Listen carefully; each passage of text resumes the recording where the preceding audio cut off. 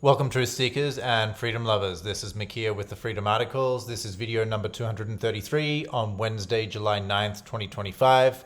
We're going to take a look at what happened to old world airships. Now, if you haven't already seen a couple of my videos on the theme of the old world, there's video 222, Old World Architecture is Technology, and video 215, why they removed old world bells. But this is a fascinating area of research, and I really hope more people start to put their brains and imagination into this, because this is really the key to unlocking where we've been, where we've come from, and where we can go. Because our history has totally been taken from us. We've been fed absolute nonsense for history, not just recent history of the last couple of hundred years, but thousands of years. I mean, we've been completely lied to in every possible way about what we achieved in the past, what civilizations predated us, etc. So in this video, we're going to take a look at airships or blimps or dirigibles. Now, before modern airplanes, we had these sophisticated airships that ran on some kind of etheric energy, free and unlimited, as Nikola Tesla was harvesting. Maps or photos show mooring masts for these blimps, and they could be found in places like London in the 1700s, atop the Empire State Building in New York, and also on boats as well. These airships were common and comfortable. Was there a worldwide aerial network that connected all airships? Did they get recharged from buildings with functional architecture? So let's take a look at this. I'm going to play a clip from this first video here. Like this painting from 1855, entitled A Bird's Eye View of New York City. Look at the airship on the top of this painting. And when you see the photos of these airships docked at these amazing mooring stations, and even on boats, they look old and weathered and well established. Like technology and infrastructure that's already been there for a long time. The Empire State Building even had a mooring station on. Okay, so we've got at the top all these towers, Empire State Building, even boats going out and recharging all these massive airships. They're so huge, it's unbelievable. So this was all going on for a long time, a long time before the Wright brothers came along and so-called invented flight. Now, you can get a look at these charging stations a bit more closely here. This is a great photo. You'll see there's actually some kind of tool, some kind of pole that's going out from the charging station and hooking on to the blimp right here. If we switch angles here, we can actually see the charging tool that was used right at the top of this tower. They're clearly about to connect to the airship. So this, in my opinion, is clearly explaining what's going on at the top of these old world buildings. They were charging stations for the airships. They have the same features, and I guarantee you that they still turn on, since this was not that long ago.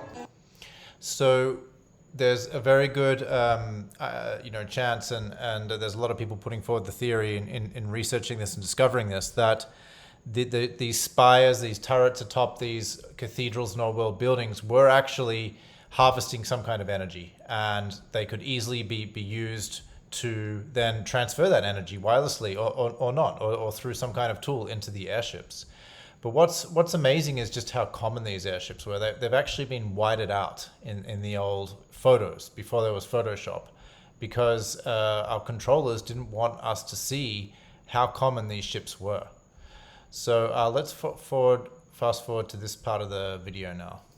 With the airships in the background in the sky. So I went digging and found this photo from 1905, World's Fair in Oregon, showing more airships. This form of travel was all over the place. It wasn't just created in the 1800s, and the Hindenburg event was used as a scare tactic to make these airships look faulty, removing this free energy form of transportation technology out of our lives. Do you really think that they put a gas in these airships that would be so incredibly flammable and fly them over massive cities?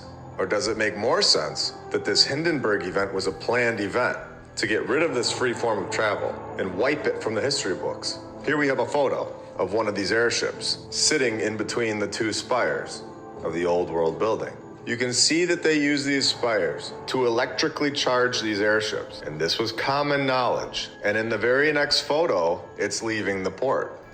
I find these two photos very compelling. So we've got one photo with this exact same blimp or airship in between the two towers, and then it flying off in the next frame. And it's just hovering there in that first photo. So the question is, what is it doing? Is it just a coincidence that it was hovering there? I think it's very reasonable to make the assumption or suggest the theory that it was actually being charged in some way wirelessly.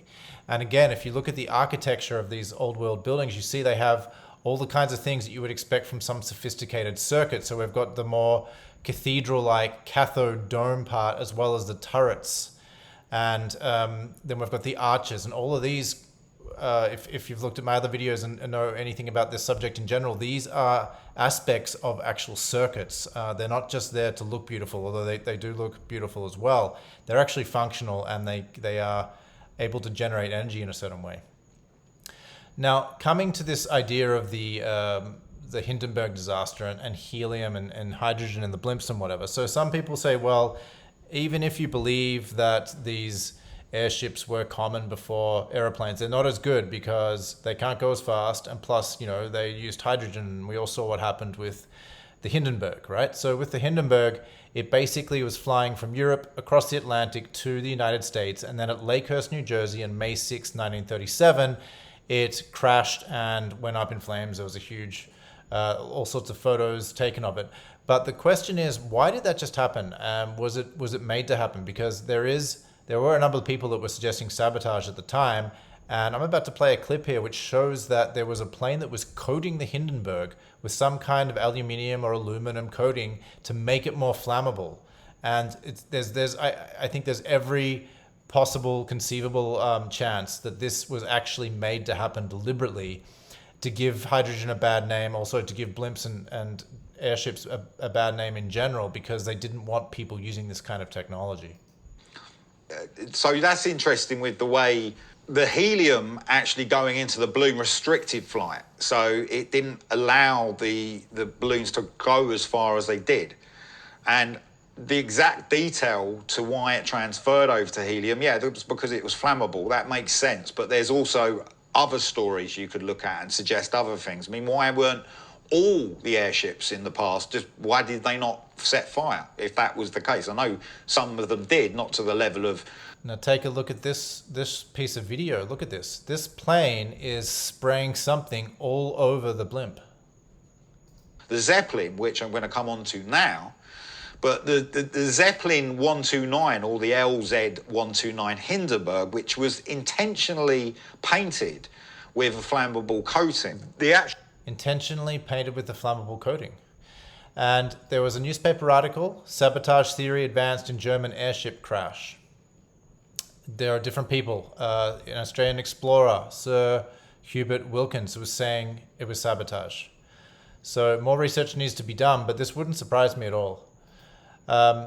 These things were clearly a very well-established part of the old world. And if we want to unravel our true history and find out what things used to be like and what we're really capable of and what we can be capable of again, then this really is a fascinating topic. And I'm just going to end this video with someone came up with this old world map here. And if you look at these, they look like hot air balloons almost. They're disappearing up into some kind of spiral, or some people are even suggesting, is this some kind of interdimensional portal or wormhole or something? Is this what these were representing?